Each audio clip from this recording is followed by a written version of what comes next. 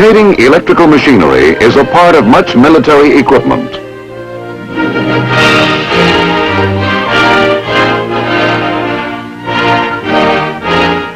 Whether it is a simple blower or a complicated electronic device in a missile, they all depend on the proper functioning of rotating electrical equipment.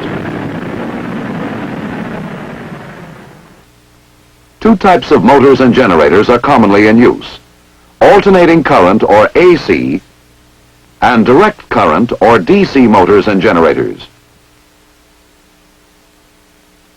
This film will show the principles governing the operation of DC motors and generators. Basic to the understanding of DC motors and generators is the simple generation of an electromotive force, an EMF. Mechanical energy, the moving of a wire or conductor across a magnetic field by hand in this instance, produces electrical energy.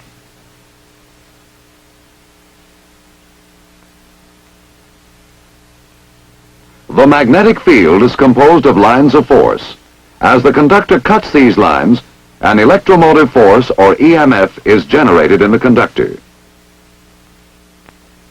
Moving the conductor down through the field makes the needle of a voltmeter deflect one way, which means the EMF has one direction.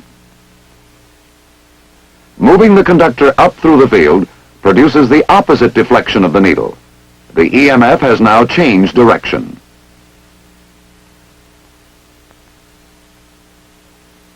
Moving the conductor back and forth with the field does not make the needle of the voltmeter deflect. There is no EMF because the conductor is not cutting the field.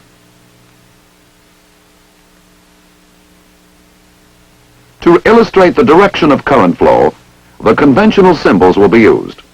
Current flowing in a conductor away from us is represented by a cross, toward us by a dot.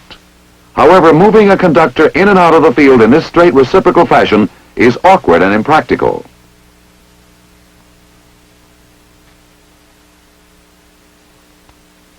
A simple generator of EMF can also be made by rotating a single turn coil within a stationary magnetic field of two magnets with opposite polarity. The loop now, in effect, becomes two conductors because both the top and bottom sections cut magnetic lines during rotation.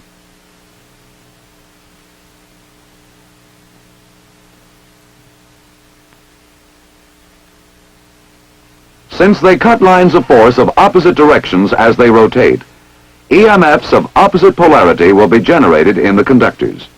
In order to have current flow in this circuit, polarities of the two conductors must be opposite.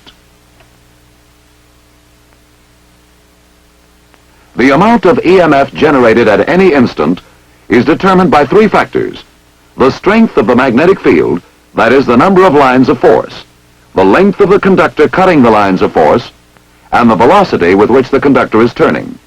We can determine the amount of instantaneous EMF by a simple formula. The instantaneous EMF E equals B, the strength of the field, times L, the length of the conductor cutting lines of force, times V, the velocity of the conductor. An increase in the number of lines of force or the strength of the field increases the instantaneous EMF in the conductor.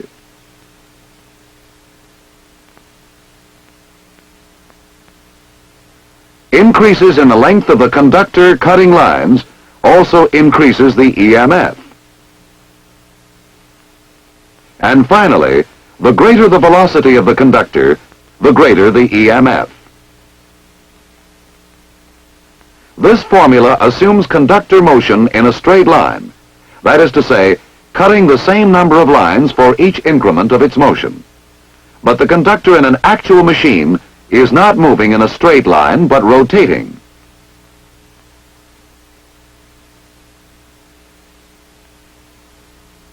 When the conductor moves in a rotary path, the number of lines cut varies depending on the position of the conductor. At the top of the field, for instance, no lines are being cut and no EMF is generated. As the conductor keeps turning, the number of lines cut increases so that at a quarter turn or 90 degrees, the maximum number is being cut and maximum EMF is generated. Again, at 180 degrees, no lines are cut, no EMF. We reach a maximum again at 270 degrees, and finally, again at 360 degrees, no lines are cut. The conductor has rotated 360 mechanical degrees, which correspond in this instance to 360 electrical degrees. Therefore, when the conductor moves in a rotary path, another factor is added to the original formula for the determination of instantaneous EMF. The formula that now applies is instantaneous EMF equals field strength times the length of the conductor times velocity multiplied by sine theta.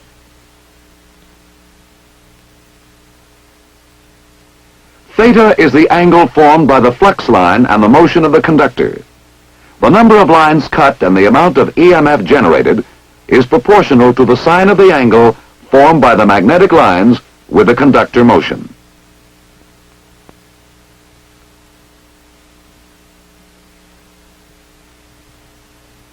A graph of EMF versus conductor position during one revolution will be a sine wave representing alternating current, or AC. All rotary generators produce AC internally.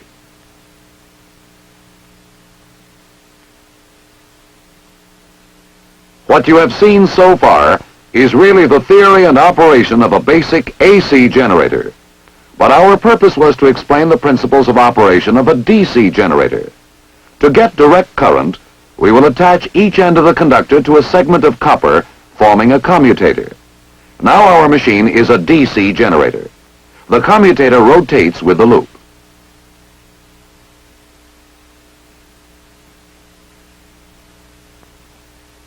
Stationary contacts, carbon brushes, ride on the commutator segments. They provide a means of connecting a meter or any other load to the generator.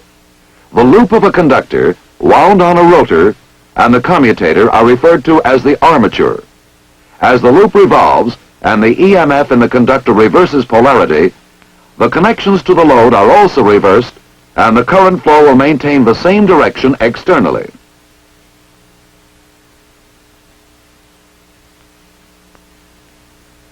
Represented graphically, the output amplitude still varies. The DC is in the form of pulses. It is a pulsating direct current, or PDC. The pulsation from 0 to maximum, twice for each revolution of the loop, is called ripple. This ripple can be reduced by adding more loops and more commutator segments to the existing armature. Two loops at right angles connected to four commutator segments provide two outputs instead of one.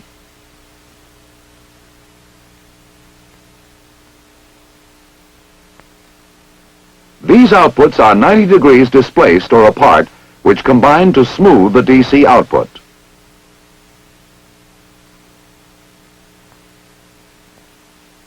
However, even with two loops and four commutator segments, the rectified curve is still somewhat irregular. By adding magnets, we increase the number of fields cut by the armature. As we increase the number of loops and commutator segments, the variation between maximum and minimum value decreases.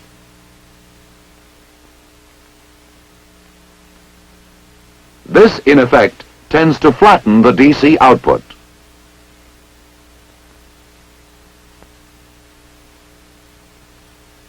Practical DC generator armatures have a great many loops wound on a rotor.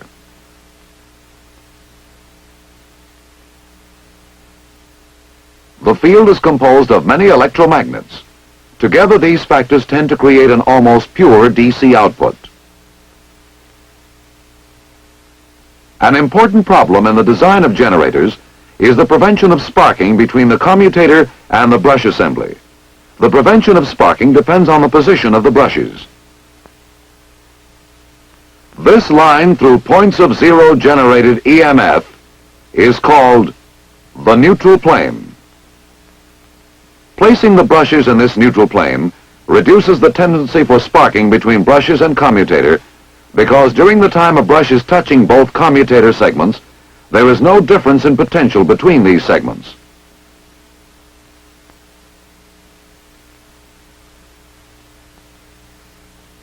Theoretically, no sparking should occur at the commutator brushes when they are placed in this position.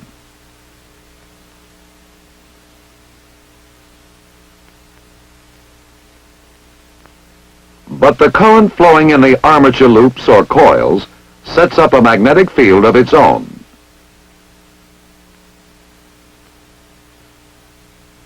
This magnetic field interacts with the main magnetic field and distorts it.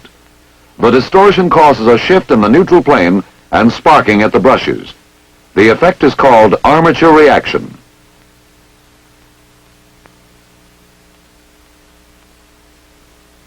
Sparking may cause severe interference in nearby electronic equipment.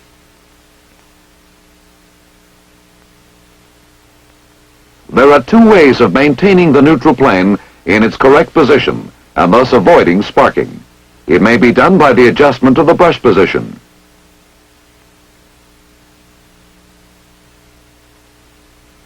The brushes are adjusted to lie in the adjusted neutral plane.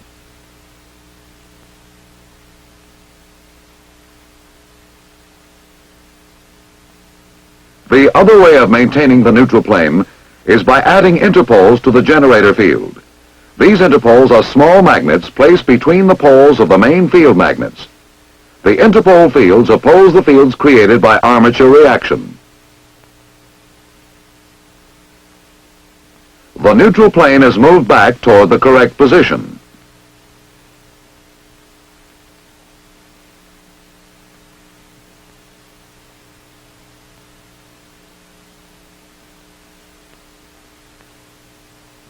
In addition, to further counteract armature reaction, windings called compensating windings are sometimes placed in the main pole faces. The current in these windings is armature current flowing in opposite direction to the current in the armature conductors.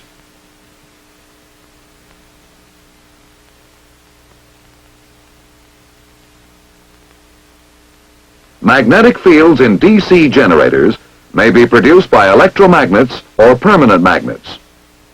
Permanent magnets are used in relatively small devices like a field telephone ringing generator.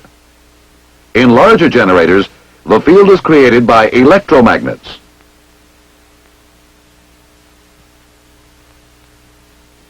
The field winding used in this DC generator can be represented by a symbol. The symbol is that of an iron core inductor. Current to excite the field windings can be supplied from an external source.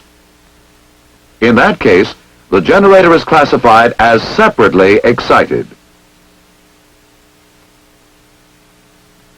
A small part of the generator's own output can also do the exciting. In that case, it will be a self-excited generator.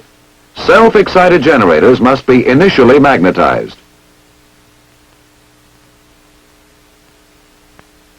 The residual magnetism in the core of a field winding provides enough magnetism to begin generator action.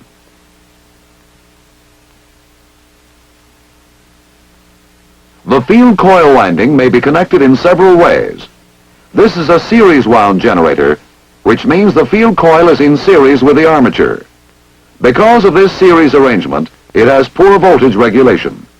The reason for this can be demonstrated in the following manner.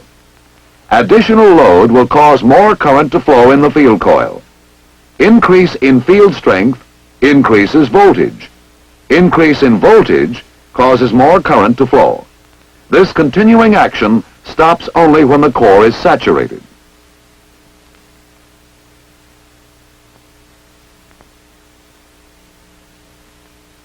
When the load is increased, the voltage will increase.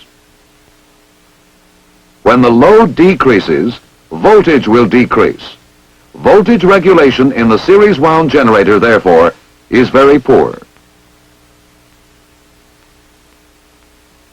When instead of in series, The field winding is connected in parallel with the armature and the load.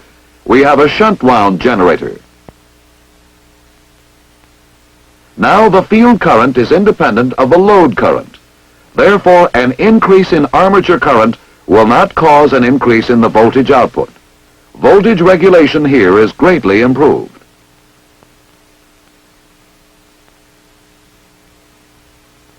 In shunt wound generators, therefore, changing load causes relatively small change in voltage output. By changing the armature winding, a compound wound generator results, which combines the best features of both types, the series and the shunt wound generator. When windings are arranged so that magnetic fields oppose each other, it becomes in effect a series generator. This is used only where constant current is the prime requirement, such as in arc welding. By changing the magnetic polarity of one of the field windings aid one another.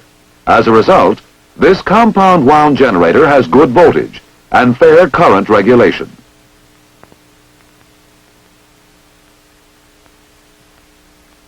A graphic representation of generator output characteristics with terminal voltage plotted vertically and armature current horizontally would look something like this. As we have seen, in the output of the series wound generator, voltage regulation is very poor. In parallel or shunt wound generators, the voltage regulation is fairly good, but current regulation is poor. Compound wound generators offer a flat compounded output that is normally most desirable. It combines the good features of both the shunt and series wound generators and provides stable voltage output under changing loads.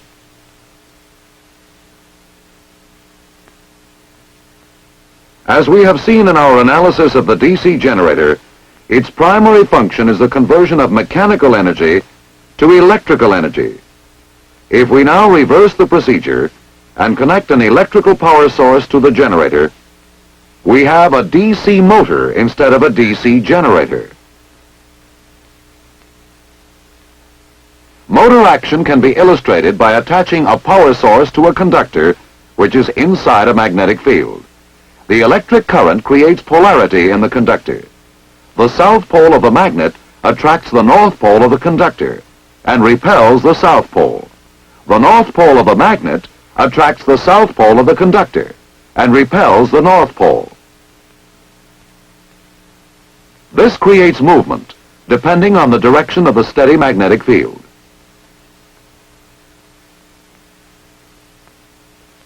The movement also depends on the direction of the current flow through the wire.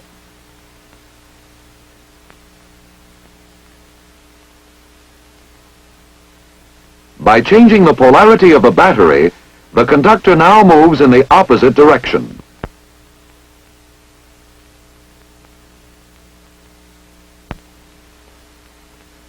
To see what really happens, let's go to a drawing again. Here, a conductor is suspended in a magnetic field. Current flow from a power source creates its own magnetic field in and around the conductor. This field around the conductor reacts with a main magnetic field to cause motion of the conductor either out of the field or into it. The arrow point indicates the direction of the current flow in the conductor.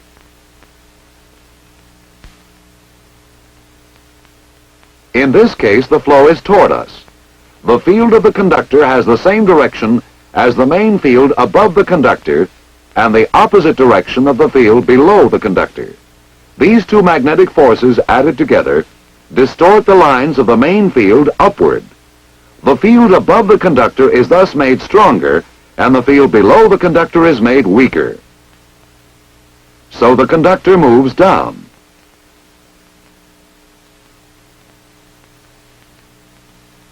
Conversely, when current flows in the opposite direction, that is to say, away from us, the field of the conductor opposes the main field above the conductor.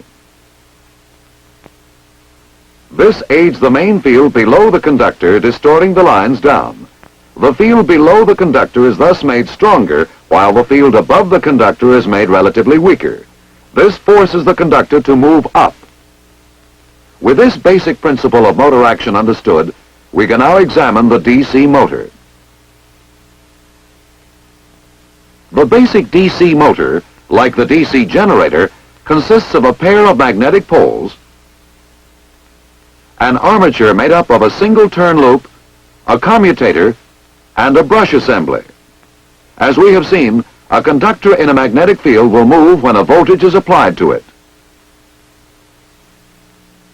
With a voltage applied and the magnetic field and current flow as shown, the right conductor will be pushed down, while the left one is pushed up. Since the forces on each conductor are now in exact balance, there will be no more motion.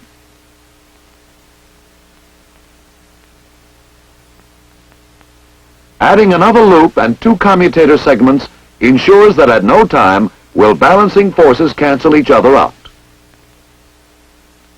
With this setup, there will be motion at all times.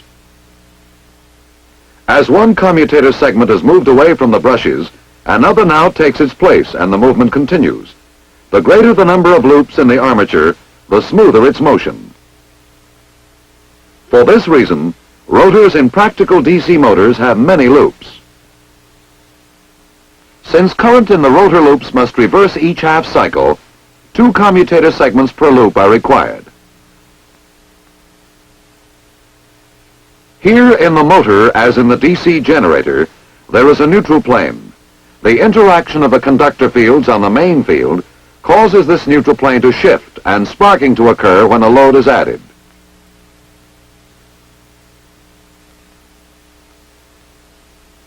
Sparking in DC motors also produces burned commutators and interference in nearby electronic equipment. This sparking can be prevented in one of two ways.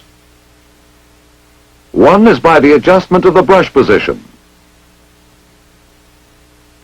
The brushes are moved until they lie in the adjusted neutral plane. In the motor, as in the generator, small interpoles between the poles of the main magnets are also used to eliminate the shift of the neutral plane. These interpole fields tend to oppose the fields created by armature reaction. The neutral plane is moved back toward its correct position. Also aiding are compensating windings, which carry armature current in the opposite direction to the current in the armature conductors. The neutral plane is thus maintained in its proper position.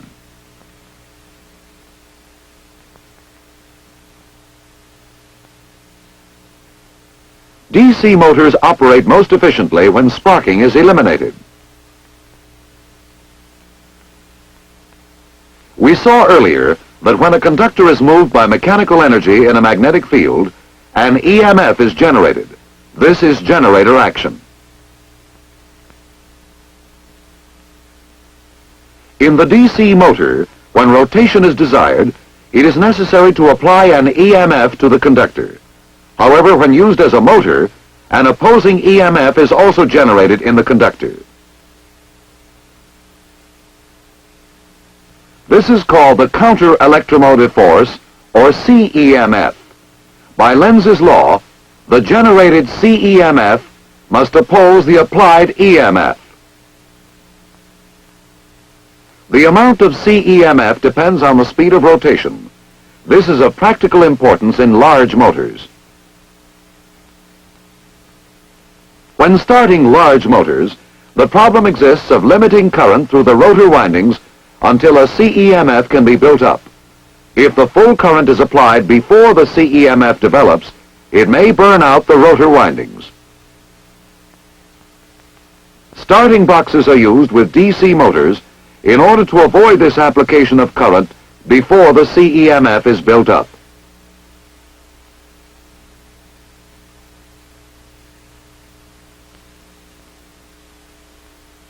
Here is a basic shunt motor with its starting box. In the starting position, the circuit to the rotor windings is closed through a series of large resistance coils.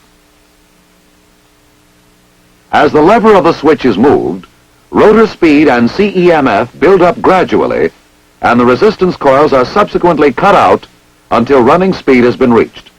The lever is held in the fully open position by an electromagnet.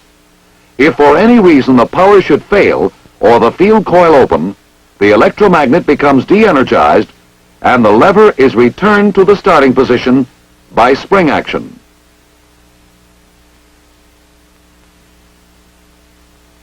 Just as in DC generators, DC motors seldom use permanent magnets for the field. Instead, electromagnets are used. Like with a DC generator, field windings are constructed in several ways. Each type of winding has special characteristics, special values, and specific uses. The series wound motor has good starting torque or turning force. Torque depends on armature current and on field strength.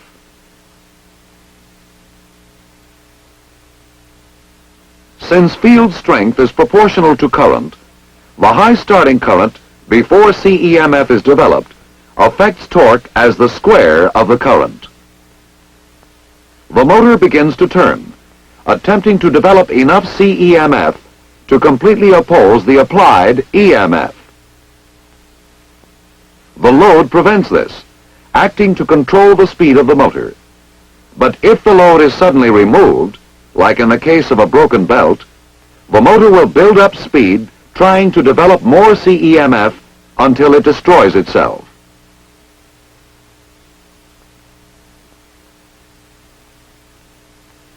The shunt wound motor has less starting torque, but it is less dependent on load for speed control. In the shunt wound motor, the field coils are connected in parallel directly across the DC input terminals. The starting torque is not as great as in the series motor since field strength is not affected by armature current. The speed of a shunt motor is fairly constant under conditions of changing load. As more load is applied, the speed of the armature decreases. This decreases the CEMF and increases the current input.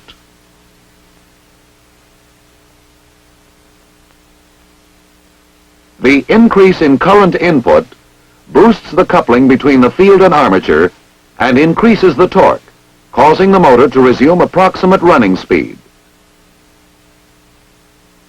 A sudden reduction in load will not damage the motor because the field current is independent of rotor current in the shunt wound motor.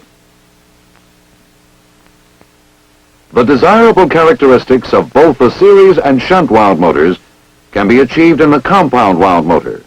In order to obtain good starting torque, the series field is used.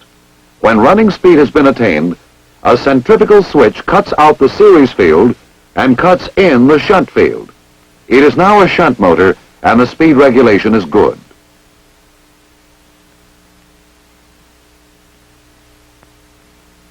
Compounding provides good starting torque and good speed regulation. This allows for efficient operation and minimizes the possibility of damage to the motor. Now for a quick summary. The operation of all rotating electrical machinery is based on one simple principle: the generation of an EMF. The principle is used in the construction of a simple AC generator. The generator output E, or instantaneous EMF, equals B, strength of field, times L, length of the conductor, times V, velocity of the conductor. But because the movement of the conductor in the field is actually circular, we must also multiply with a sine of the angle formed by the lines of force and motion of the conductor in order to arrive at the EMF.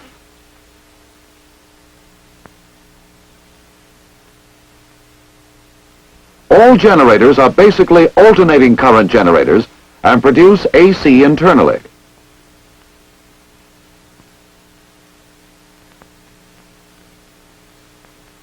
The basic AC generator becomes a DC generator when a commutator is attached to the conductor. Each commutator segment rotates with its respective conductor, producing a direct current.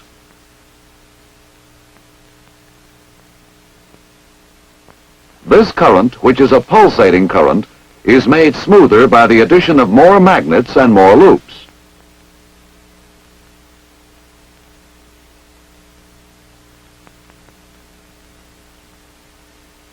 Sparking in a generator is sometimes caused by a shift in the neutral plane.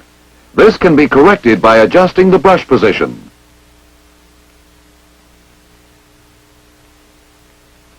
Or by the use of interpoles and compensating windings.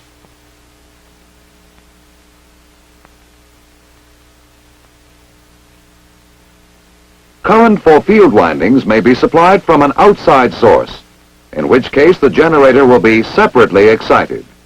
Or the current may be a part of the generator's own output, in which event it is called self-excited.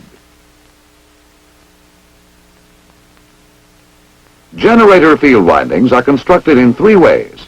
Series wound, where the field windings and the armature are in series. Shunt wound, in which the field winding is in parallel with the armature and the load. And compound wound, in which the best features of both the shunt and series wound generators are combined. Voltage regulation in the series wound generator is poor. In the shunt wound generator, voltage regulation is fairly good, but current regulation is poor. Compound wound generators provide stable voltage under changing loads. This output is normally most desirable.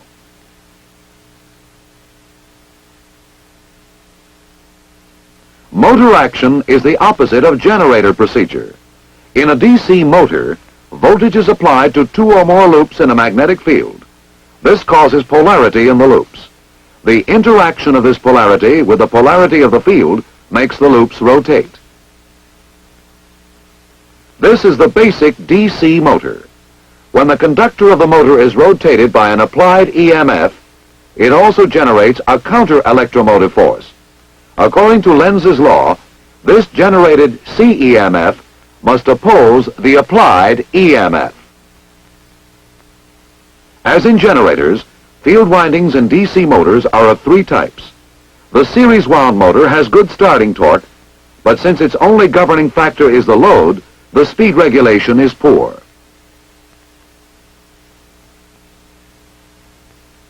If the load is disengaged suddenly, the motor will race to destruction. In shunt wound motors, with the field coils connected in parallel across the DC input terminals, the starting torque is not too good, but since the field current is independent of the rotor current, the speed regulation is quite good.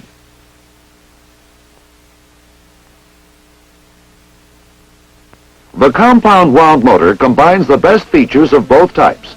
It uses a series section for good starting torque. Then it switches to a shunt arrangement for good speed regulation.